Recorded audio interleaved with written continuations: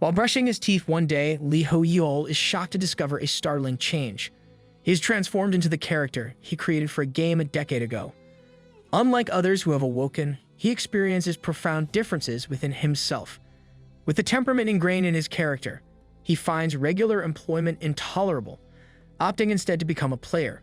Joining a team in a dungeon, he catches the attention of Korea's top guild after rescuing Nam Cheolmin.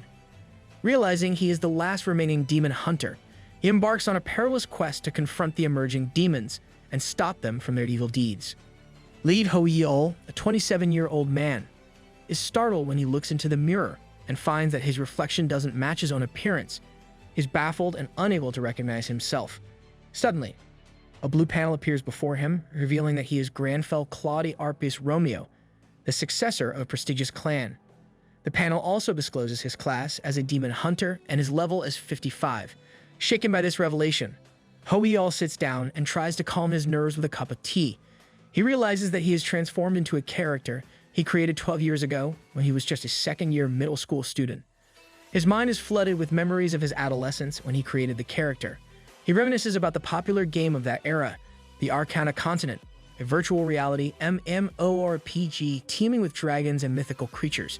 It had dominated the gaming scene, unrivaled in its popularity, until one unexpected day when all the game servers abruptly shut down. The termination of the Arcana Continent's service coincided with the mysterious disappearance of the CEO Raymond of Cosmo, the company behind the game. However, the shocking news didn't end there. On the same day, an inexplicable event occurred. The legendary game, Arcana, seemingly transcended its virtual boundaries and manifested in the real world. The monsters from the game started to spawn everywhere, and the lives of the people were changed forever. Hey, did some demons kidnap Raymond and his game to create a Digimon-like digital world, or was Raymond himself behind this whole thing? What do you think?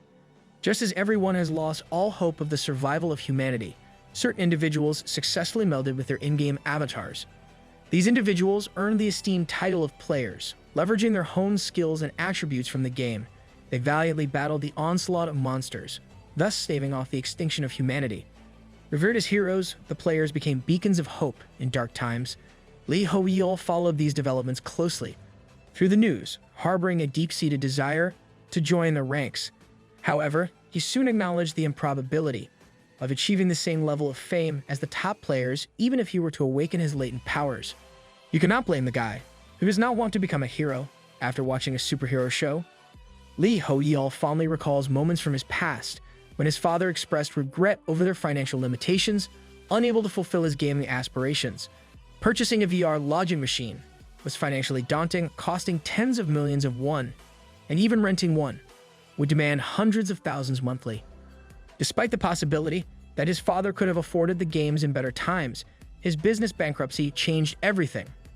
Hoyeol's sisters and mother attempted to reassure his father, dismissing the games as mere oddities and insisting that Hoyeol would understand their predicament. Because of all this, he was forced to quit Arcana early on, but that time was just a game. If he had the slightest idea that the game would become real, he would have never quit the game, even if it meant selling his kidney or working night shifts. Since he could not even play the game for a whole year, Hoyeol's gaming stats remained unimpressive. Now, as he awakens in the form of Granfell Claude Arpius Romeo, he finds himself at a modest level 55. Savoring the taste of the tea he prepared, Hoyeol reminisces about the backstory he crafted for his character, who he now has transformed into. Granfell Claude Arpius Romeo, the character he made in middle school, was a successor of a great family. Things were going very smoothly until all of a sudden, all of his family was wiped out by a demon and he was left alone. Driven by vengeance, he resolved to become a demon hunter and rid the world of these malevolent beings. However, looking back on it now, Lee finds the story to be rather pointless and cringeworthy. What was once a cherished memory of his youth now feels like an embarrassing relic of his past. As Hoyeol embodies the persona of Granfell Claude Arpius Romeo, he finds himself speaking in a manner befitting a noble successor. However, this newfound demeanor brings its own set of worries, particularly concerning his performance at work. The next day, as Romeo arrives at his workplace, his boss remarks on his extravagant hair and jokingly asks if he's aiming to become an idol. However, When his boss labels him as eccentric and questions his unconventional appearance, Romeo's frustrations boil over, and he impulsively splashes his coffee onto his boss's face. Deep down, Hoyeol's conscience screams at the consequences of such behavior, knowing that he could potentially lose his job. Yet, as Romeo, he feels compelled to stand firm in the face of adversity, unable to simply yield. No matter how hard he tries, his words emerge completely altered. It seems he lacks full control over his new body. Reflecting on interviews with other players like Golden Flash, who claim minimal differences post-assimilation, Romeo wonders why he's experiencing this unique situation. Romeo realizes that if this keeps up, he will be fired no matter where he gets hired, so he thinks of working as a player. Since he does not remember that much about the game, he decides to dig up some information on the web. He discovers that players earn significant wealth by clearing high-level ruptures. Yet, this prospect holds little appeal for him, as it would entail risking his life with no guarantee of return. Becoming Romeo has forced Hoyeol to think that his life is more important than money, and that he has no need for mere material goods. As he has tasted the extremes of abundance, he searches the web for information on demon hunters, only to find shockingly sparse results, just 2 pages dedicated to the topic. His distress deepens upon discovering that all the demon hunter NPCs in the town of Action have been slaughtered with no survivors. This devastates him, as Action was the sole holy land of the demon hunters. He grasps the grim reality. It's not just a matter of nobody playing the role anymore. The entire class has been eradicated and deleted. Even a decade ago, demon hunters were deemed inferior, when Arcana was just a VR game. Their low stats made them an awkward choice, and leveling up by hunting monsters proved difficult. Instead, they relied on mundane quests like bread delivery to gain experience and keep pace with other classes. There was only one thing good about the demon hunters. They were surprisingly incomparable when it came to hunting down demons. Most of the quests assigned to them were notorious for requiring relentless grinding against demonic foes. As a result, many players abandoned the class altogether. But now the situation has become very different. With the sudden elimination of all the skill-teaching NPCs, there's no avenue for new players to learn the demon hunter role. Romeo delves deeper into the details of this nearly extinct class, searching for any information he can find. Suddenly, he stumbles upon a message, hinting at the addition of new demons in a recent game update. The revelation of the update, version V.1.1, shocks him profoundly. He discovers that demons have begun manifesting, alongside monsters following the update, leading to a surge in casualties. Even high-level players, reaching up to level 200, are grappling with the formidable demons, wielding mental disruption and possession abilities. He's surprised by the sudden appearance of the demons in the real world. He couldn't help but question why the demons hadn't been dealt with by demon hunters. The thought struck him that perhaps he, as Romeo, is the sole survivor of the demon hunter base in Action after its destruction. He mulled over the idea of stepping up to face the demons, despite being set back by a whole decade. The thought of how much the demons might have changed over that time nagged at him. He found himself grappling with the idea of going up against adversaries that even level 200 players struggled against. And there he was, feeling like a mere weakling in comparison, wondering how he'd fare. Despite his initial doubts, his inner Romeo stirred, reminding him that he couldn't cower from mere demons. No matter their strength or the taunts they hurled, they could never dent his pride as Grand Fell Romeo. He then musters up some strength and stands up. Reflecting on the potential demon casualties, he feels compelled to embrace the honor of dispatching them. As the scene shifts, a brief overview of the past events unfolds. Years have passed since the monsters emerged from the Arcana, wreaking havoc upon the world. Despite the destruction, humanity, aided by players, swiftly regrouped and adapted to the new reality. Yet, where there is hope, there is also despair. The monsters began feeding on the negative emotions of the people, growing stronger with each passing day. Romeo, having decided to join the ranks of the players, embarks on a quest alongside a party. Arriving punctually at the designated meeting point, he is surprised to find everyone already assembled and gathered before the appointed time. The leader of the party introduces himself as Nam Cheolmin, a tanky-build player, and extends a warm greeting to Romeo. Since Romeo has now awakened as a player, he is able to witness what a rupture looks like in the eyes of players. It is sort of a digigate in the Digimon world that links the two different realms or dimensions. Unlike players who can see it clearly, normal people are not even affected by its presence and can easily pass through it like it was not even there. The designated location for Romeo's party is known as Null's Underground Storage, perfectly suited for players around level 40. Given Romeo's level of 55, it serves as a suitable warm-up for him. Fortunately, lower-level players, not just those at level 200, have also awakened, making it easier for Romeo to find a party with similar stats. Before passing through the rupture, the players introduce themselves to each other. Alongside the party leader and Romeo, there's another tank named Han Seong-wook, a close-range swordsman named Choi Jeong-hoon, and a magic dealer named Seo Jeong-yeon. The party leader briefs them, mentioning that considering the progress rate of 19.8%, it seems another party has already ventured in. He asks them to prepare themselves, as they will be entering 5 minutes later, after making some final preparations. As Romeo recalls from the information he uncovered, once the destruction progress reaches 100%, the rupture, acting as a barrier, shatters, unleashing monsters into the real world. Therefore, players are granted the unique ability to raid ruptures, as they are the only ones capable of approaching this ticking time bomb. It's time for the raid on the rupture. Observing everyone's enthusiasm and camaraderie, Romeo finds it difficult to remain silent. Being the only brother to 3 sisters, blending in comes naturally to him. However, he mustn't forget that this time, he's not Hoyeol, but Romeo, adopting a lordly demeanor. Romeo assures his party members not to worry, emphasizing that they can rely on him. He then inquires if anyone has experience with the null monster they're about to face, suggesting that they can easily defeat it if they remain vigilant and avoid foolish mistakes. However, his words are met with stares, making Romeo suddenly aware of how foolish he sounds. Deciding to remain silent, he glances around. Seo breaks the silence by noting the absence of gnolls despite their expected presence, suggesting that another party may have preceded them. Moving forward, the party hopes to find their share of the mission. Just as Romeo senses something awry in their surroundings, the party leader alerts them to prepare, spotting gnolls 70 meters away. They rush forward to confront the monsters, with Romeo carefully observing their formation and noticing their flaws. While their combination appears standard, they lack coordination. The tank engages the monsters directly, instead of protecting their allies, leaving defense to the others. Despite his concern, Romeo chooses to overlook the situation, feeling useless in the moment. Mocked by the others for lagging behind, Romeo quickly sorts through his inventory but finds nothing particularly useful. Resolving to stay on guard until he acquires a weapon, he watches as his party underestimates the beasts and becomes overwhelmed by their numbers. Seeing his party in dire straits, Romeo decides to intervene.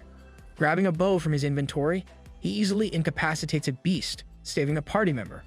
Grateful for the rescue, the party member questions Romeo's manner of speech. Romeo doesn't like his way of talking either, but it could not be helped, as his character happens to be a proud noble. With Romeo's assistance, the team continues to battle. However, 2 beasts they missed earlier ambush Seo, causing her to panic as she fears it might be the end for her. Just as she loses hope, Romeo swiftly intervenes, dispatching the beasts and calming her down. He advises her to take time to cast a powerful spell, while he defends against any approaching beasts. Following his advice, Seo alerts everyone to be ready once she completes her casting. With enough time secured for her, she unleashes a barrage of fire arrows, easily wiping out the monsters with flames. After ensuring the beasts are defeated, she checks on Romeo's well-being. He reassures her that he's fine and urges her to attend to their other teammates instead. While Seo busies herself with distributing healing potions to her teammates, Romeo contemplates whether he can retrieve his used arrows. Suddenly, the yellow-haired member of the team stands out, shouting at Nam Cheolmin, demanding reasons for his absence in the fight and for leading them into a trap. In response, Nam bursts into manic, creepy laughter, provoking further annoyance from the yellow-haired guy. He scolds Nam for his behavior, insinuating that he's only valuable because of his famous brother. Nam retaliates by mocking him, disparagingly labeling all the party members as some bunch of idiots. At this critical moment, Romeo realizes and alerts the others that Nam Cheolmin, their party leader, is possessed by a demon. Taking swift action, Romeo activates his skill called Natural Enemy, which significantly boosts the demon hunter's battle power when facing off against a demon.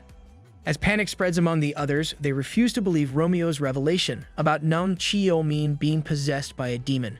Exploiting their negative emotions, the demon fills their minds with terrifying illusions, amplifying their fear. In stark contrast, Romeo remains resolute and determined to confront the demon head-on. Without hesitation, he charges towards the demon, aiming to strike at his neck. However, the demon swiftly deflects the attack with its hands, questioning if Romeo does not care if the human that he has possessed dies along with him. Despite continuous threats from the demon, Romeo remains unfazed. Carefully observing, he seeks out the gaps in the demon's armor, knowing his dagger alone will penetrate its defenses. Activating his natural enemy skill as a demon hunter, Romeo aims for the demon's neck. Although his strike narrowly misses, it creates a crack in the armor. Darting swiftly to avoid the demon's retaliatory strikes, Romeo identifies a vulnerable spot and lands a blow on its face, shattering his spectacles. Enraged, the demon bellows in disbelief at being wounded by a mere human. Romeo silences the demon, declaring that he doesn't engage in conversation with his prey. With his dagger pointed menacingly at the demon's face, he emphasizes his resolve to take him down without hesitation. Nam Cheolmin reminisces about a past incident where he suffered severe injuries.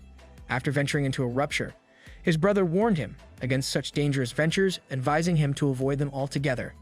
In fact, his brother even suggested that Nam leave his life as a player behind and join his guild as an analyst.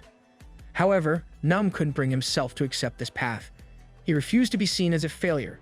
People often belittled him, viewing him as unworthy of being Taemin's older brother, especially given Taemin's fame and prowess as a player. Nam endured constant mockery and criticism for his perceived weakness, with many urging him to work harder to avoid bringing shame to his younger brother. All Nam yearned for was to become strong enough to earn his brother's pride. Consumed by his negative emotions, he became vulnerable and fell prey to a demon's deceitful proposal. Succumbing to his inner turmoil, his mental fortitude weakened, allowing the demon to possess him effortlessly. Now, trapped within his own body, Nam could only watch helplessly as the demon wreaked havoc, endangering the lives of his fellow party members. Unable to control his own actions, he was forced to witness the consequences of his emotional turmoil. Is it just me, or does Nam Cheolmin's story somehow seem familiar to the stories of the defeated demons of Demon Slayer? As Romeo continues his relentless assault, inflicting more and more pain on the demon, he directs a question to Nam, challenging him to recognize if this is truly his pride. Determined to break through the demon's hold, Romeo's words resonate with Nam, stirring a newfound resistance within him. Summoning all of his strength, Nam defies the demon's control, holding it back as Romeo severs its head from the body. To everyone's astonishment, Nam is discovered alive, free from the demon's possession, and miraculously unharmed. The other party members rush to his side, anxiously inquiring about his well-being. Hey, where were all of them when Romeo was fighting? Nam inquires how he is alive even after he was stabbed and his head was sliced off. Romeo reassures the group, reiterating his earlier declaration that they can rely on him. He elaborates on how human negative emotions serve to empower demons, emphasizing the importance of remaining optimistic and prideful while avoiding fear. He explains that a demon hunter's attacks only affect the demon, which is why Nam Cheolmin emerged unscathed. Upon checking his item inventory, Romeo discovers no drops, indicating that the vile demon was destitute. The scene transitions to a room in a towering building, where Nam Cheolmin presents his brother with a summary of a recent Line 4 rupture raid. The report highlights a critical moment when one of their party members was possessed by a demon, underscoring how their survival hinged on the presence of a remarkably skilled demon hunter within their team. Nam Cheolmin's brother dismisses the report as a joke, expressing disbelief that such silly posts could be taken seriously. However, Nam Cheolmin's expression turns serious as he reveals to his brother that the party member possessed by the demon is none other than himself. This revelation comes as a profound shock to Taemin. Nam Cheolmin also informs Taemin that he has made the decision to quit being a player and will accept Taemin's offer to work as an analyst in his guild, Gaan. Taemin finds it difficult to believe and is astonished by what prompted this change of heart, considering Nam was previously staunchly against the idea of leaving his player role. Taemin questions if it's hard for Nam to trust his own brother. Nam responds, urging Taemin not to be sarcastic and confirming his genuine desire to become an analyst. Setting down his cup of tea, Nam assures his brother that he is serious and has come to realize his own weaknesses. Throughout his journey, Nam has continually battled to match Taemin's accomplishments, never once considering that he should take pride in his own abilities and pursue a path that truly resonates with him. As the saying goes, the work suits in the hands of the one skilled to do it. Observing the newfound courage in his brother, Taemin becomes curious about the person. who had such a profound impact on Nam's transformation. He speculates that this individual must possess an incredible mentality stat, being immune to status abnormalities, unlike other party members. Piecing together the details provided by Nam Cheolmin, Taemin contemplates Romeo's class, noting his preference for daggers over magic. He also ponders why someone as strong as Romeo would venture into that specific rupture. Nam Cheolmin recognizes why his story may be difficult to believe, but implores his brother to trust him. Taemin reassures him of his trust, acknowledging that he witnessed Nam's journey firsthand. With gratitude, Taemin presents Nam Cheolmin with a contract for his analyst job and expresses appreciation for his unwavering support, acknowledging that his own success is indebted to his brother. Taemin says to Nam Cheolmin that he is grateful to him and respects him as both his older brother and a respected Gaan analyst. Nam Cheolmin blushes at the praise, feeling slightly embarrassed. Taemin's laughter breaks the tension, and he directs Nam Cheolmin's attention to the contract. As Nam Cheolmin examines it closely, he begins to sweat upon reading the terms and conditions. The scene shifts to Romeo, who is in the midst of brushing his teeth. He realizes that he has leveled up by 12 whole numbers. While taking a bath, he ponders over how defeating a single demon could have awarded him so many experience points, especially considering that Knowles would be worth much. Romeo dismisses such thoughts as unworthy of concern, but his true self, Hoyeol, seems preoccupied with how to distribute the points. Ignoring the urge to contemplate his newfound experience points, Romeo decides to save that for later, once he lays down on his bed. However, instead of lying down, he begins tidying up his messy bed before resting. Despite Hoyeol's inner voice urging him to rest, Romeo prioritizes a clean environment. As dusk settles and the sun begins to set, Romeo heads to the kitchen and prepares himself a healthy meal. Hoyeol realizes that this behavior aligns perfectly with how he designed Romeo's character, exhibiting self-restraint and adhering to a regular schedule. He comes to the realization that ever since merging with Romeo, all the traits he instilled in Romeo's character are manifesting in real life as well. If Hoyeol hadn't awakened as Romeo, he would likely still be lazy, opting to order food instead of cooking healthier options. However, thanks to Romeo's influence, he is becoming much healthier. While pondering his talents as Romeo, Romeo begins to jot them down. It becomes apparent that Romeo is multi-talented. Not only can he use magic, but he can also imitate spells with just a single glance. In addition to his magical prowess, he is also very fit and intelligent. Just as he is about to confirm some suspicions about awakening using his device, Romeo receives a lengthy notification from Nam Cheolmin. Finding it too time-consuming for the moment, Romeo decides to reject it temporarily. Instead, he opens his browser and searches for player magic, intending to test whether he can truly imitate spells with just a single glance. Nam Cheolmin and Taemin are taken aback by Romeo's simple reply of no. Nam Cheolmin speculates if Romeo has received an offer from another guild already. This possibility infuriates Taemin, especially since his guild, Gaan, is the top guild in South Korea. He had extended a dream contract to Romeo, including a house, a car, and all associated fees. Romeo's rejection of such an offer leaves Taemin at a loss, as he cannot even present a better contract to Gaon's higher-ups. Taemin is bewildered by the notion that any guild could offer better terms than what he has already provided. Turning to Nam Cheolmin for insight into other guilds, he learns that foreign guilds have been establishing branches in South Korea since the appearance of the Mage's Tower in Seoul. This news incenses Taemin as he questions who dares to encroach upon his territory. Taemin becomes increasingly restless after Romeo's reaction and presses his brother for more information about Romeo's appearance. Determined to recruit Romeo into his guild before anyone else can snatch him up, Taemin demands details. Nam Cheolmin explains that Romeo has a peculiar appearance, likening it to describing a mythical creature rather than a human. He further elaborates that Romeo resembles something out of a fantasy novel, emphasizing the word fancy. Meanwhile, Romeo is preoccupied with studying magic and taking notes. Having familiarized himself with the fundamentals of magic, he believes that as long as he has the required mana, he can perform various spells. After gaining a thorough understanding of how magic operates in his world, Romeo decides to allocate his stat points accordingly. Since Nam Cheolmin is unsure of the extent of Romeo's talents, he decides to allocate points equally to all areas, to keep all possibilities open. He assigns 2 points to each of stamina and agility, but allocates 7 points to mana, considering it to be very low. Suddenly, he is reminded of Granfell Romeo's past and contemplates allocating the last remaining point to luck, doubling it from 1 to 2. By doubling his luck, Nam Cheolmin hopes that perhaps he might encounter a stroke of good fortune or come across a valuable coin. As he wakes up the next day, he receives a notification. Worth more than just a simple coin, it's a class quest named Prologue of Counterattack. Romeo hesitates for a moment, questioning whether the notification is truly a class quest. Since the emergence of the Arcana, quests have become rare in the real world. The scarcity is attributed to the lack of NPCs, as quests typically require interaction with such characters.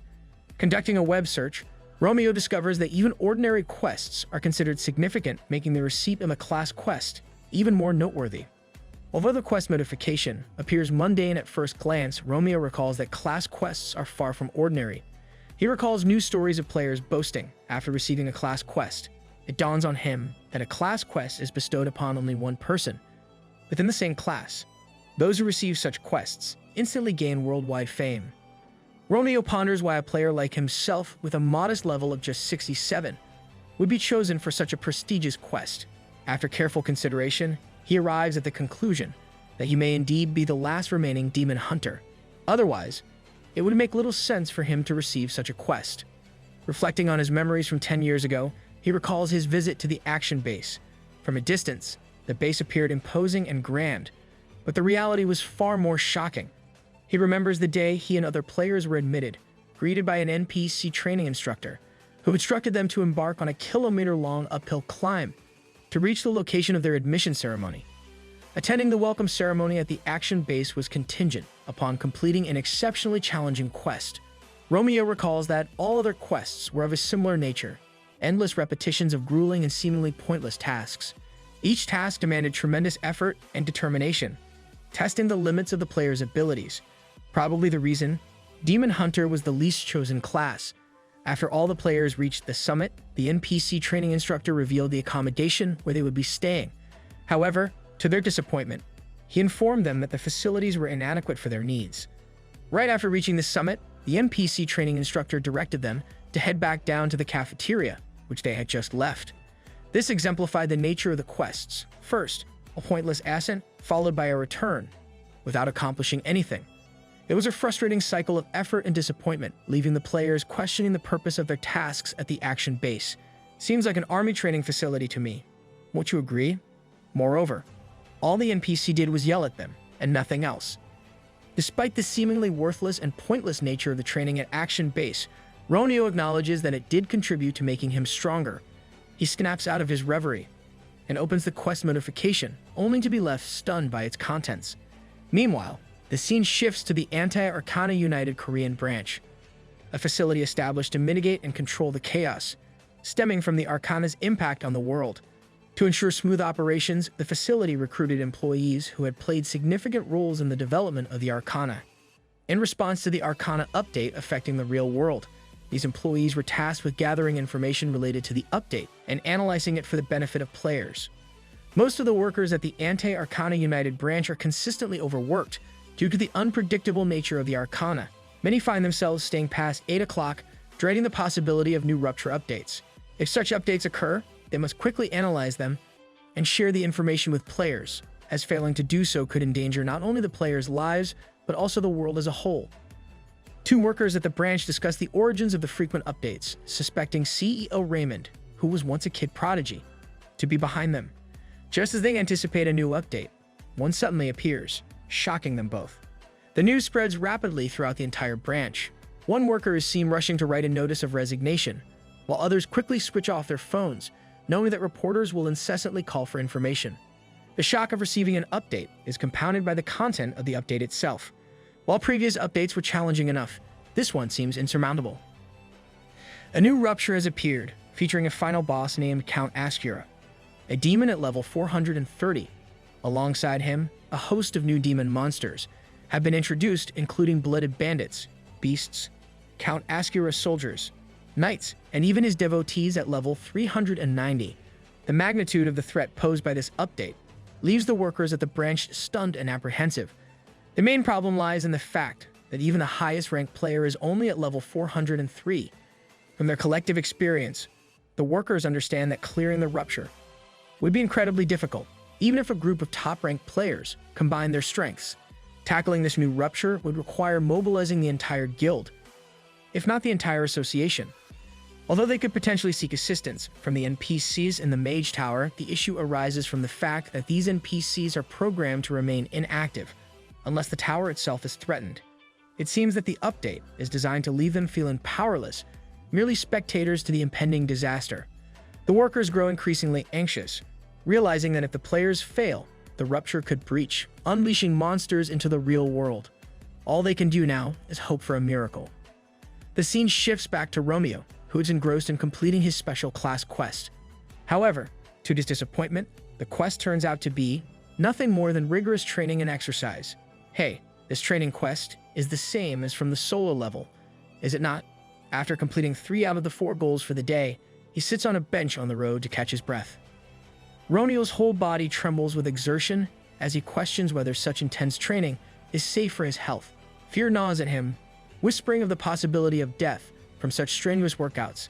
Seeking respite, he visits a grocery shop and gathers ingredients to cook himself a meal.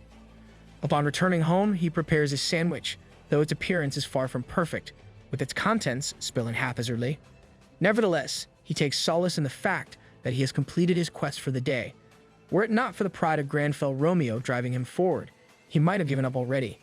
Exhausted and sleepy after his exertions, he collapses onto his bed, eagerly anticipating what the next quest may bring.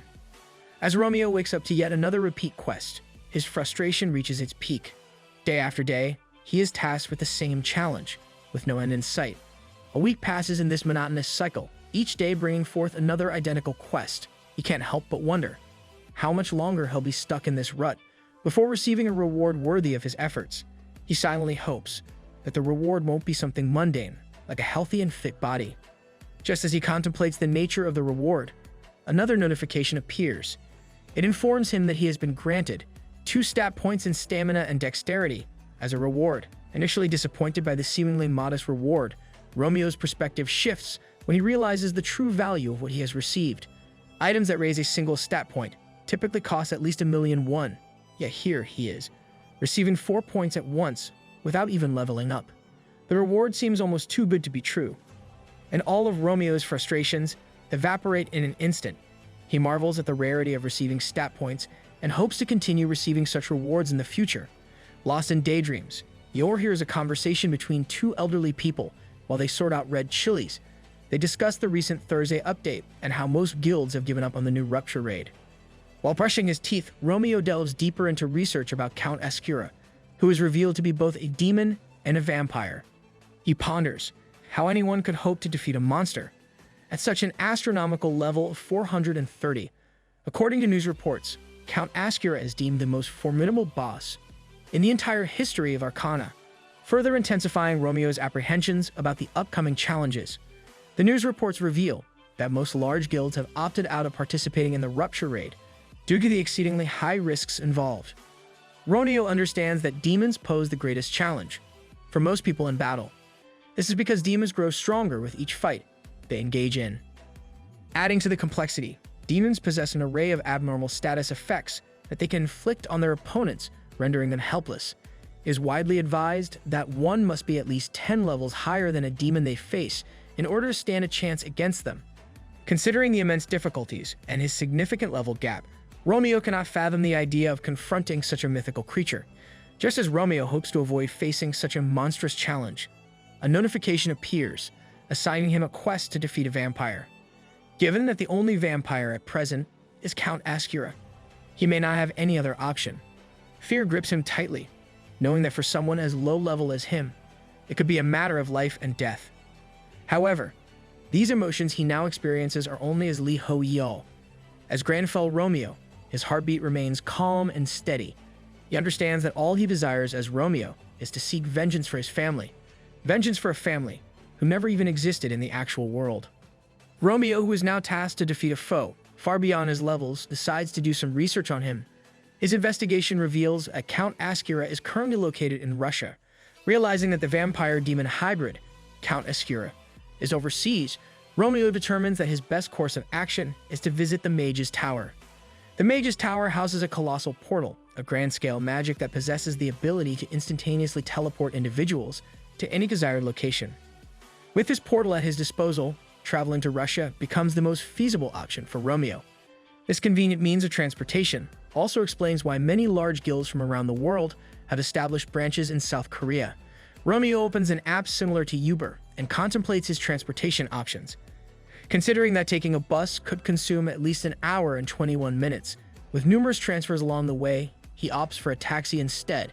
With determination, Romeo swiftly rises and prepares for his journey. He dons a blazer, a crisp shirt, and a tie, resembling a lawyer in appearance. Interestingly, Lee Hoyeol's influence seems to weigh in the presence of Romeo. Otherwise, he might have chosen a warmer jacket, especially considering the current temperature in Russia is a chilly -2 degrees. However, such concerns do not seem to affect Romeo. Just as he is about to depart, a realization dawns upon him. He has forgotten something important. About time you realize you are going to an igloo without a jacket, my friend. But against all expectations, it seems that he has forgotten to bring along his tea bags.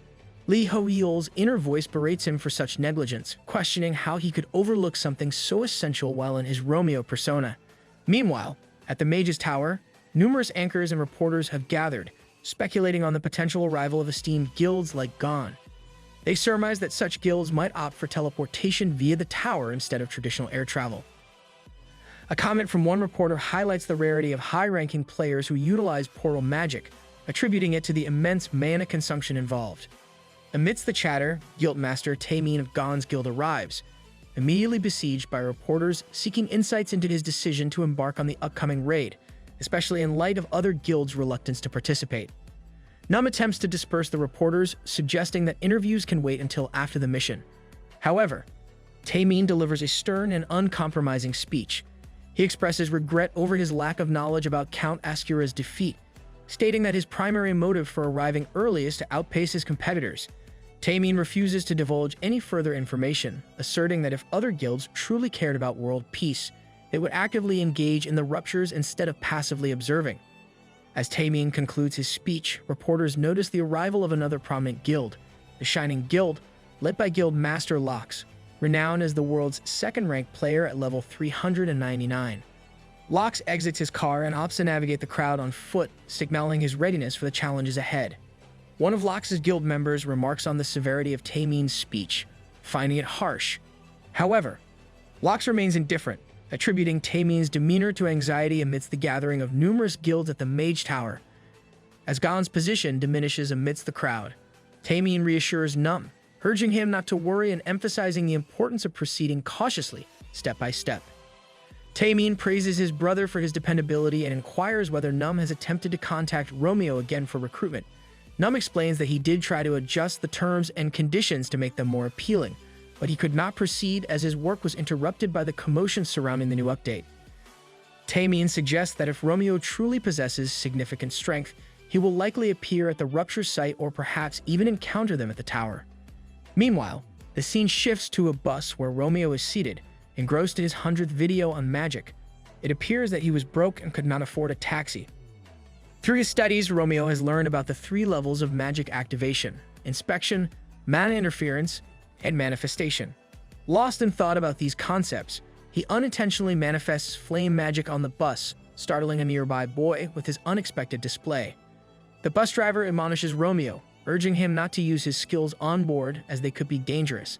Surprised by his own ability to use magic, Romeo apologizes and assures the driver that he won't use it again if it frightens anyone, claiming to have full control over it. This incident confirms Romeo's suspicion that he can indeed learn skills simply by observing them once. However, when he checks his skill panel, he can't find the fire skill he just demonstrated. He chalks it up to a system bug and disembarks from the bus, making his way into the Mage Tower, which appears vastly different on the inside compared to its exterior. As Romeo lays eyes on the portal he came to visit, he senses a vague feeling stirring within him. It's as if he himself can manifest this kind of portal magic. Surprisingly, he finds that he feels more confident in his ability to manipulate portal magic compared to the fire magic he conjured earlier on the bus. Suddenly, a member of the Gon Guild rushes towards the portal, shouting that the analyst is about to begin the briefing. In his haste, he accidentally shoves Romeo into the portal. Taemin immediately scolds the man for his carelessness, warning him to be more mindful and even threatening to fire him if he doesn't take better care. As Nam adjusts his spectacles, he can't shake the feeling that the person who was pushed into the portal is indeed Romeo. Nevertheless, he focuses on the task at hand, as Taemin requests him to proceed with a briefing. Nam begins by presenting the information he has prepared. He describes the structure of the rupture, illustrating how the outer circle boasts hundreds of entrances, while the inner circle consists of the Count family rupture, with approximately 30 entrances. Nam draws attention to the innermost circle, the fortress rupture, where Count Ascura resides. Based on certain assumptions, he suggests that if this rupture were to collapse, there's a high probability that Count Ascura's castle could manifest in the real world. As the scene shifts to the rupture site in Russia, it's evident that the area is bitterly cold, just as Hoyeol had feared. Amidst the crowded reporters and players, a reporter named Kipple, with a frozen nose, inspecting the rupture entrance. Suddenly, Romeo approaches from behind. Kipple asks Romeo to leave, as he was the first to discover this entrance. However, Romeo, feeling impatient, responds with a nasty expression, indicating he has no intention of yielding. Despite the freezing temperature, Romeo stands there without a jacket, hoping it won't be as cold inside the rupture. In the outskirts of the territory, a figure clad in a red jacket effortlessly dispatches undead monsters, as if they were mere nuisances. This skilled individual is Leonie Belusi, a formidable player at level 348, and the guild master of her own guild. Despite her impressive prowess, her guildmates struggle to keep up with her pace, urging her to slow down. However, Leonie appears to be in a furious state, showing no inclination to engage in conversation. As Romeo ventures into the chilly outskirts, he senses the biting cold enveloping him. Yet, instead of succumbing to discomfort, his pride as Romeo takes precedence over any physical discomfort. In fact, he sees the harsh weather as fuel for his determination, stoking the fires of his rage. Without delay, the landscape begins to manifest threats in the form of monstrous creatures. A pack of bloody wolves, each boasting a level of 230, emerges before him. Undeterred by the vast gap in their power levels, Romeo, drawing upon his prowess as a demon hunter, activates his natural enemy skill.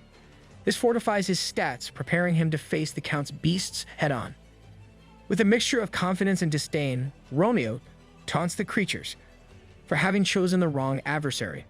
Gripping his dagger tightly, he prepares to engage in a fierce hunt, undeterred by the odds stacked against him. As Leonie's guild continues to battle the relentless onslaught of beasts, Leonie herself appears to revel in the chaos, finding enjoyment in the relentless combat. However, her guild members begin to notice something peculiar about the creatures they face. Despite their efforts, the beasts exhibit an unusual lack of fear or signs of pain, which strikes the guild members as odd. Suddenly, a haunting howl echoes through the air, sending a shiver down their spines. This time, the beasts themselves seem to be gripped by fear, a stark contrast to their earlier behavior. The sudden shift in demeanor unnerves the guild members, leaving them to wonder what could have caused such a dramatic change in the creatures. As the flames engulf the surroundings, Leonie and her guild rush towards the source of the disturbance, expecting to find a menacing foe. However, to their surprise, they discover a lone figure, calmly enjoying a cup of tea amidst the chaos. Dressed in a suit and shoes, the man appears unfazed by the freezing temperatures and the fiery spectacle around him. Leonie is taken aback by the scene before her, wondering what kind of player would venture into such a frigid rupture in such formal attire, let alone sit calmly and sip tea, as if enjoying a leisurely afternoon. One of Leonie's guild members speculates that the well-dressed individual, Romeo, might be a streamer, an individual who broadcasts live footage of events inside ruptures to the public. They suggest that perhaps Romeo follows a particular guild, but failed to meet up with them. But how are you going to justify him drinking tea here for someone who was left behind? Leonie, frustrated by Romeo's silence and defiance, berates him and insists that he leave, as she deems the situation too dangerous for a civilian. However, Romeo remains unfazed by her admonishments. This only serves to further enrage Leonie, who lashes out at him with insults, questioning his lack of response. As she advances towards him, one of her guild members alerts them to the imminent threat of more enemies approaching. This time, it's bloodied bandits of level 230. The guild members find themselves outnumbered, and facing a daunting challenge against the incoming horde of monsters. Leonie swiftly organizes her guild members into formation and leads them into combat against the first wave of monsters.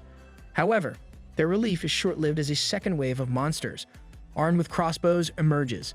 The guild finds themselves cornered and overwhelmed by the increasing number of enemies. Meanwhile, amidst the chaos, Mr. Romeo remains unperturbed, calmly enjoying his cup of tea. I wish I had a cool attitude like him and could enjoy my life too. Leonie confronts Romeo, questioning why he hasn't fled the dangerous situation.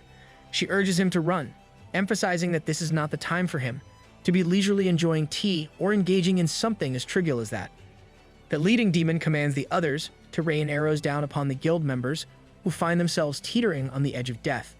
Meanwhile, Romeo remains calm and collected, focused on finding a way to manifest his spell.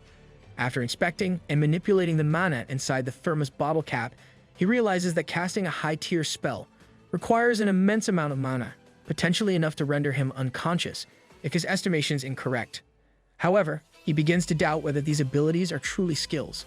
If the fire magic he used on the bus were a skill, it should have been added to his skill panel. Piecing together the puzzle, he concludes that what he's utilizing is actually magic spells, not skills.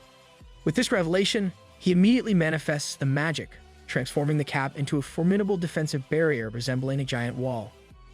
With this move, Romeo manages to save the entire guild from the onslaught of arrows. Leonie, clearly bewildered, questions Romeo about the skill, admitting she has never seen anything like a skill capable of erecting such a massive wall. Maintaining his composure, Romeo clarifies that what he employed was not a skill, but pure magic itself. As the guild members express confusion over Romeo's skill, speculating that he might be an alchemist, Romeo continues to assert that what he's doing is simply magic. He explains that by interfering with the mana of an object, it's possible to change its form. With the defensive wall, Romeo has created on the verge of breaking in monsters approaching from the side. Romeo sets aside his tea and becomes serious. As the battle intensifies, Leonie asks Romeo to stay back, but to her surprise, he takes out an arrow, imbues it with mana, and eliminates an enemy that was about to attack someone unable to dodge it. Leonie's confusion deepens as Romeo displays multiple skills, leaving her uncertain whether he's an archer, an alchemist, or a mage. When he ignites an arrow with flames, she becomes even more perplexed, leaning towards the possibility of him being a mage. Despite her frustration with Romeo's unconventional behavior and attire, his assistance proves invaluable in defeating the monsters. However, Leonie remains irritated by his demeanor. She finds it frustrating that he seems unaffected by the danger and fails to provide satisfactory answers to her questions, standing out from the rest of the group who are visibly exhausted. Despite feeling embarrassed, Leonie acknowledges that without Romeo's help, her guild would have been in serious trouble. She ponders whether Romeo might be a high-ranking player, but she can't recall ever seeing him before. Now that the danger has passed, she finds herself admiring his appearance and feels grateful for his assistance. However, remembering his previous disregard for her, she decides against thanking him directly. When Romeo looks at her, she feels herself blushing and wonders if she's been staring at him for too long. She quickly denies any romantic feelings and tries to brush off her embarrassment.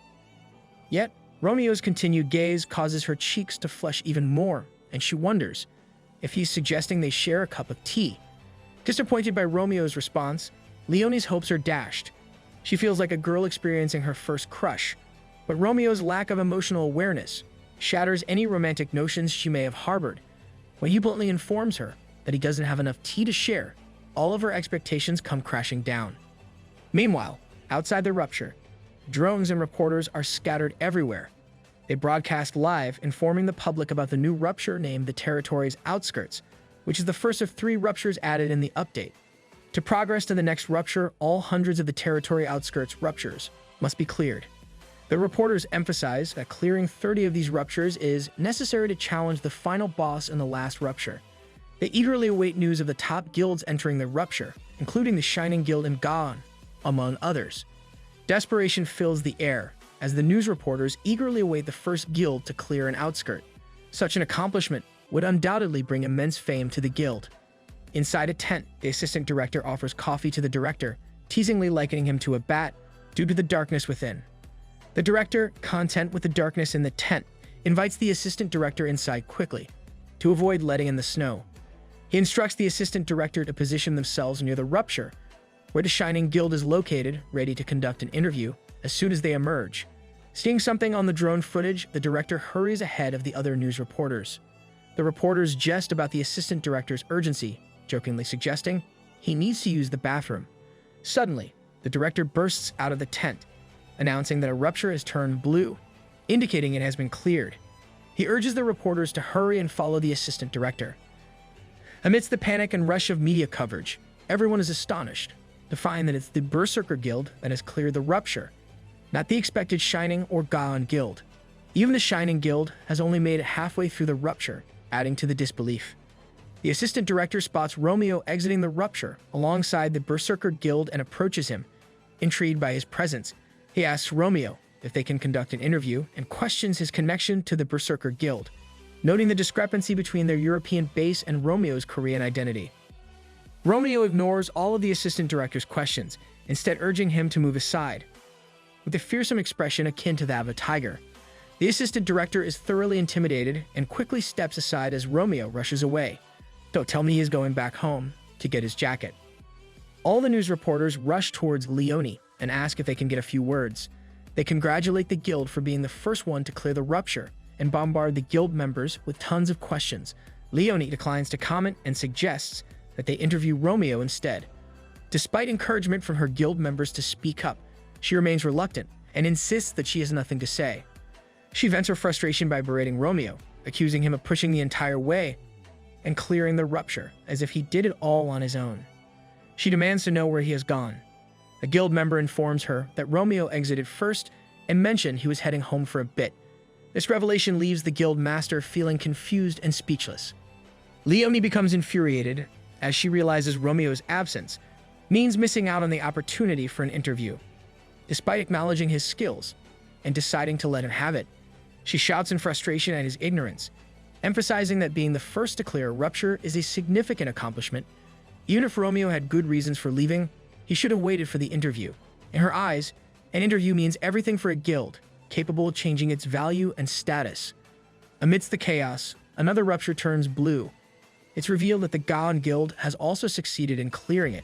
However, unlike the Berserker Guild, Gaon's members emerge badly beaten and wounded, indicating a tough battle.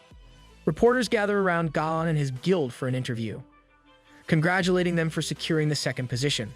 The Berserker Guild master, Leone's statement about not being the first to clear the rupture leaves everyone stunned, prompting requests for recordings of her words.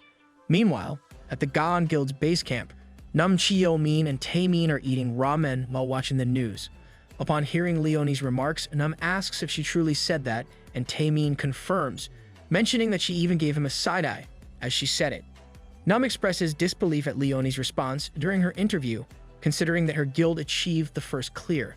Taemin, on the other hand, becomes infuriated, interpreting her statement as implying that another guild in Korea is as good as or better than Gaon. In his anger, he refuses to eat his ramen and gives it to Nam instead. Nam speculates that Leone might have referred to encountering a Korean player in the rupture, rather than suggesting another Korean guild is as good as Gaon. Taemin becomes resigned to his brother eating all the ramen and asks if Nam is referring to the Mythology Guild, currently ranked 41st in the world. However, Nam doubts it's them, since they're still inside the rupture. He ponders intensely, searching for a Korean player of Gaon's caliber, and in a sudden revelation, he realizes that Romeo might just fit the bill. Romeo indulges in a bath, reminiscing about his carefree days, dancing in the shower, though he feels a twinge of embarrassment at the memory. After the relaxing bath, he plans to take a nap, but upon seeing his messy bed, he's compelled to tidy it up first. Once the bed is neatened, he prepares a meal from scratch and takes the time to analyze his stats, hoping for significant improvements from the loot obtained. However, his disappointment is palpable as he finds only a poorly shaped level 180 saber and a modest increase of 19 levels despite facing numerous formidable monsters. In the rupture, Romeo observed that using magic seemed to consume less mana compared to skills. Furthermore, he found that he could utilize more powerful magic than his skills allowed. However, he noticed a concerning issue: his mana regeneration was notably slow. Attributing this to the absence of equipment or accessories aiding mana regeneration for demon hunters, he accepted it as a natural limitation. Reflecting on the situation, he acknowledged that he could have faced severe mana depletion, if not for the assistance of the Berserker Guild. He felt a pang of regret for not expressing his gratitude to them. Inspired by Leonie's combat style with double daggers, Romeo resolves to enhance his own skills rather than rest. He contemplates the trait he wrote for his character, realizing that he thrives when others expect greatness from him. With the next rupture being the Count family's territory, Romeo sees it as an opportunity to push his limits and grow stronger. Recalling Leonie's furious fighting style, he wonders if he can mimic her moves and incorporate them into his own combat techniques. This determination drives him to train harder and refine his abilities, preparing himself for the challenges that lie ahead in the next rupture. Romeo opens his system panel and decides to complete the daily quest dispute of being so tired. Before going out for his exercise, he first decides to do the dishes. While running, he listens to the late-night radio. The news informs him that 95% of the territory's outskirts has been cleared, and soon enough the Count territory will be open for the players to raid. The news reporters express their surprise and concern over this unprecedented development, noting that even the professionals are worried about the implications. This sudden spike in destruction raises questions and adds to the tension surrounding the upcoming raid on the Count's territory. Taemin, also hearing the radio broadcast, shares the sentiment of disbelief.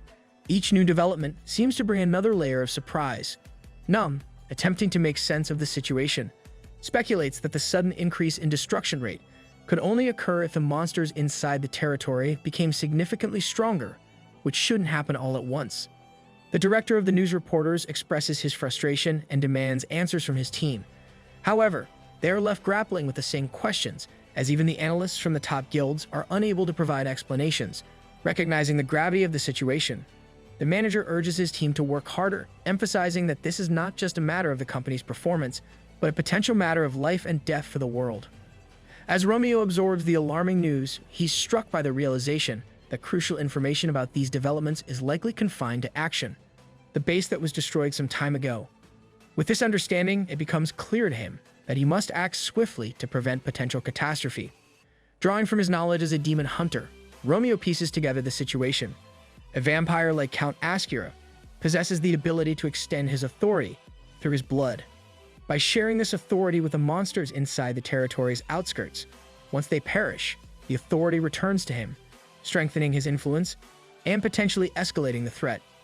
As Romeo contemplates the dire situation, he surmises that Count Ascura likely redistributed his authority among the monsters within the Count's territory, inadvertently causing a rapid increase in destruction, even before the territory was accessible to players. Moreover, there's a looming threat that raiding the Count's territory could lead to the collapse of the Count's fortress itself. Filled with righteous indignation, Romeo condemns Count Ascura's actions, believing them to be a stain on the honor of the aristocracy. In his view, a true aristocrat would never retract what they have granted to others. Determined to deliver justice, Romeo sets out towards the rupture area once more, foregoing rest despite his fatigue, knowing that the fate of the world hangs in the balance. The guy probably does not want the world to suffer the same fate as his imaginary family. As the scene shifts to the Count's territory rupture, the focus is on a live streamer named Park Hwee-gang. Park, addressing his meager audience of 3 viewers, informs them that the destruction progress rate has skyrocketed to 70%. According to experts, there are only 5 hours left until the rupture breaks. Despite the late hour, it's currently 3:48 a.m., and a multitude of guilds have gathered in front of the rupture. Park attempts to engage his audience by showcasing some amateur illustrations he has prepared. Though his viewers appear uninterested, Park persists, using his illustrations to explain the significant change in the rupture's structure. Whereas there were previously 200 entrances, now there are only 30, meaning multiple guilds will have to navigate through a single rupture. As Park continues his stream, explaining the intricacies of contribution points and contribution rates, some viewers express admiration for his diligence, while others find his explanations tedious, akin to a lecture. However, the broadcast takes an unexpected turn when a viewer notices Nam and Taemin in the background. Swiftly, the viewer shifts focus to observe them, clandestinely peeking from behind a nearby rock. From their vantage point, they overhear Nam discussing with his guild the likelihood of facing competition due to the reduced number of ruptures. Taemin reassures them, expressing confidence as long as they don't find themselves in direct competition with the Shining Guild. Nam reassures his brother, mentioning that they needn't worry about competing with the Shining Guild as it seems they've ventured into the Northern Rupture alongside Unified Under Heaven, the second-ranked guild. This revelation eases Taemin's concerns to some extent. Meanwhile, Park's viewers catch wind of another streamer filming the activities of the Berserker Guild, prompting them to depart from Park's broadcast. The irony wasn't lost on Park. As the world teetered on the edge, his biggest concern was the dwindling viewership on his stream. To Taemin's surprise, it appears they are pitted against Team Inazuma from Japan. He seriously has not expected this. Yay. Team Inazuma 11. Show us some football skills. You guys. The guild master of Inazuma happens to be Hisaji Kazuma, the player ranking 6th on the server. Taemin appears to harbor a grudge against Kazuma. As the verbal sparring between Taemin and Kazuma intensifies, Park's hopes of monopolizing the coverage on the Gaon versus Inazuma confrontation begin to fade. News reporters flood in, eager to capture the escalating tension between the two guilds. Meanwhile, Nam attempts to reason with his brother, reminding him of the pressing issue of the Rupture's escalating destruction progress. He emphasizes that engaging in a competition between Korean and Japanese guilds could result in losses for both sides, urging Taemin to prioritize the greater threat at hand. Amidst the escalating tensions, Nam's competitive spirit ignites, and he refuses to yield ground to Gaon's rivals. Seeing an opportunity to assert Gaon's superiority, Nam urges Taemin to lead their guild into the competition and prove their worth. Simultaneously, in the Northern Rupture, the top-ranked guilds, Shining and Unified Under Heaven, prepare to battle for dominance, each vying for the coveted first rank. Meanwhile, in the Southern Rupture, Berserker, ranked 30th, and the 7th-ranked Second Sun Guild, along with the formidable Bohemian Guild, known as the Third on the server, brace themselves for the challenges ahead. As the guilds engage in fierce competition, the destruction progress rate climbs to a concerning 80%. Meanwhile, Romeo calmly savors his tea, contemplating the lessons learned from his previous encounter. Recognizing the importance of mana conservation in battle, he resolves to use his magical abilities more efficiently. Reflecting on his experiences, Romeo understands that transforming objects into different shapes consumes significant amounts of mana, especially when adding intricate details. Realizing that this approach is not conducive to effective combat, he prepares himself for the impending horde of monsters that materialize before him. Facing the Count Ascura soldiers at level 300, Romeo finds their authority to be lacking. Utilizing reversal magic, he effortlessly reduces the warriors to dust by restoring them to their original state. Remarkably, reversal magic requires almost no mana, making it an ideal choice for conserving energy in battle. Meanwhile, in the depths of the Count's territory, Taemin and his guild engage in intense combat. Taemin swiftly dispatches the monsters attacking him, but he notices something peculiar. Despite the passage of time, only a small number of warriors have appeared, leading him to question the unreasonably small numbers of enemies they are facing. As a spy reports to Taemin, it becomes apparent that the situation on Inazuma's side mirrors their own. They haven't even managed to defeat 10 enemies yet. Taemin finds this puzzling, considering both guilds went in opposite directions. In the midst of this confusion, the Inazuma Guild approaches Gaon. The guild masters of both factions engage in a heated argument, each accusing the other of following them. Meanwhile, Nam communicates with Taemin, informing him that he's nearly finished analyzing the dungeon. He requests their exact location. Taemin relays to his brother Nam that they are currently in some ruins that resemble a square, possibly a city square. Nam confirms if it indeed resembles a city square, but upon hearing this, he becomes alarmed and urges his brother to leave immediately. It appears that a horde of Count Ascura knights has arrived to confront the guild, and these knights are even more formidable than the soldiers they encountered earlier, being at level 350.